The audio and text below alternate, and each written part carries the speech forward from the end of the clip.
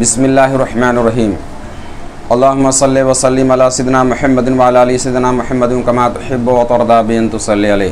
محترم سامعین، یہ سال کا یاشورا یعنی 10 محرم شریف جمعے کے دن پڑ رہا ہے، تو آپ لوگوں کی بارگاہ میں میں ایک ایسا نقش جو ہے پیش کرنے جا رہا ہوں جس میں بہت سارے روحانی اسرار چھپے ہوئے ہیں۔ یہ تعویذ یاشورے کے دن بعد فجر لکھیں یا سورج ڈوبنے سے پہلے بہتر وقت اس کا یہ ہے کہ فجر کے بعد لکھیں یا تو پھر ظہر کے بعد لکھیں، یعنی پہلی سات اور 8ویں سات بہت زیادہ کارگر رہے گی۔ یہ تعویذ ہر کام کے لیے فائدہ مند ہے، چاہے آپ کسی کو کوئی بیماری لاحق ہو اس کے لیے لکھیں، یا تسخیر کے لیے لکھیں، یا بیماری سے شفا یابی کے لیے لکھیں، یا جو بھی کاروبار کی ترقی کے لیے لکھیں، یا حفاظت کے لیے لکھیں، جو بھی آپ کے مقاصد ہوں۔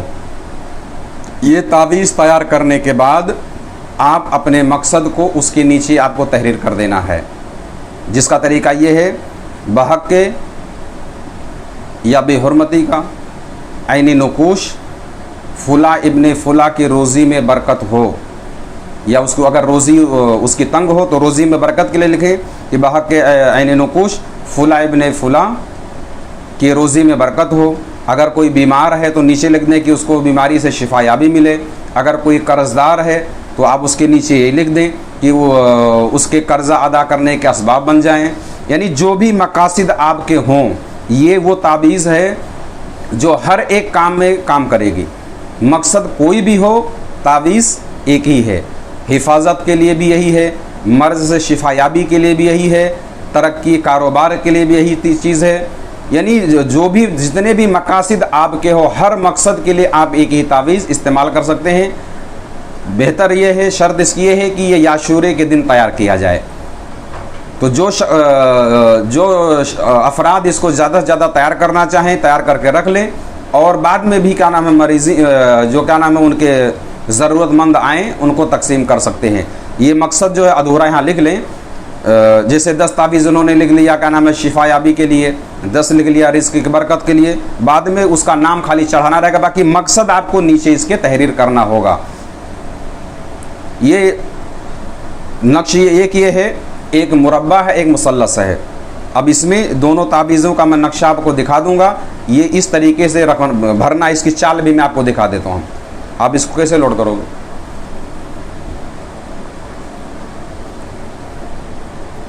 دیکھیے، یہ چورس خانہ آپ نے کھینچا، یہ بن گیا۔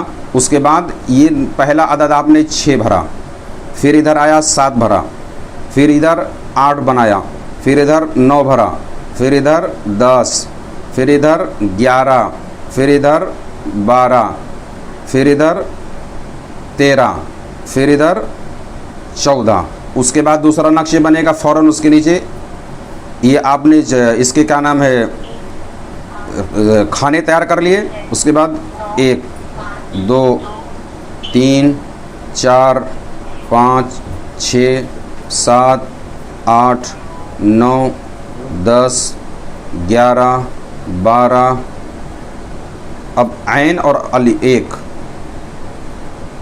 عین 2، 3 عین، 4 عین۔ اب اس کے نیچے بحق کے عینی نقوش۔ اب آگے اس کے مقصد فلاں ابن فلاں کی روزی میں برکت ہو، فلاں ابن فلاں کا یہ کام ہو، جو بھی مقاصد ہو آپ اس کو تحریر کر لیں۔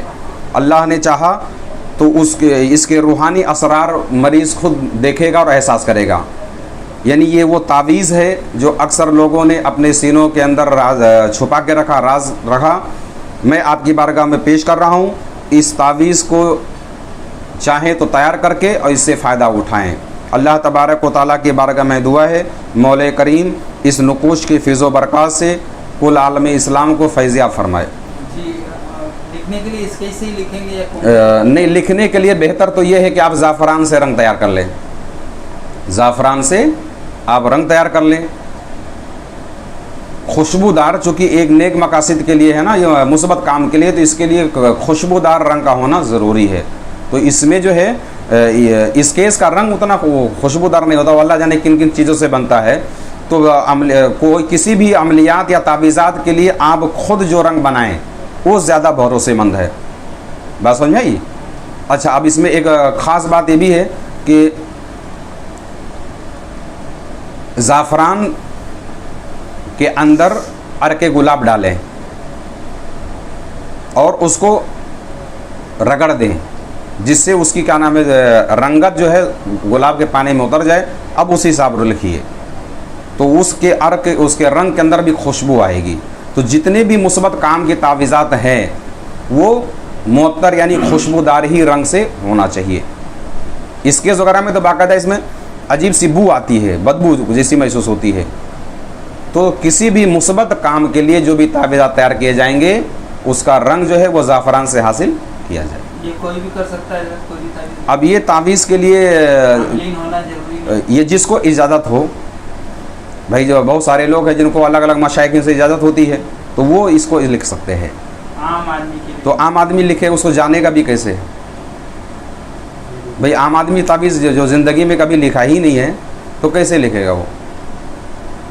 अब ये है कि मैं उसको याद देता हूँ कि अगर वो सलात व सुन्नत का अगर पाबंद है और नेक मकासद के लिए अगर चाहे तो तावीज़ लिख सकता है। बस ये है कि लिखने के बाद जो है वो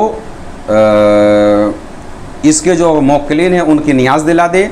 उसके बाद इस्तेमाल करते वक्त सरकार दो आलम सल्लल्लाहु अलैहि वसल्लम और सैयद सुल्तान अशरफ जहांगीर सिमनानी रदी अल्लाह तआला अन्हु के रूह पाक को फातिहा दिला के इसाल कर दे।